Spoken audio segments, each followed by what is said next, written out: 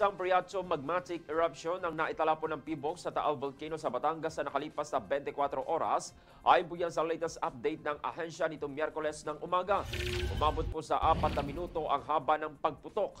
Naitala rin po ang 4 na volcanic earthquakes, kabilang na ang 3 volcanic tremors na tumagal naman ng 3 hanggang 10 minuto ang haba.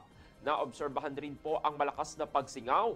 Mula po yan sa main crater ng bulkan kung saan pumalo ito sa 2,800 meters ang taas nito at napadpad sa kanlurang timog, kanlurang direksyon. Bagamat nasa alert level 1 pa rin ang Taal Volcano, ipinapaalala po ng PBOX na nananatiling abnormal ang kondisyon nito. Patuloy pa rin po ang babala ng PBOX na kung magpapatuloy o lalakas ang Priacho magmatic activity ng Bulkang Taal, maaring itaas ang alert level sa alert level 2. Good morning, Batangas.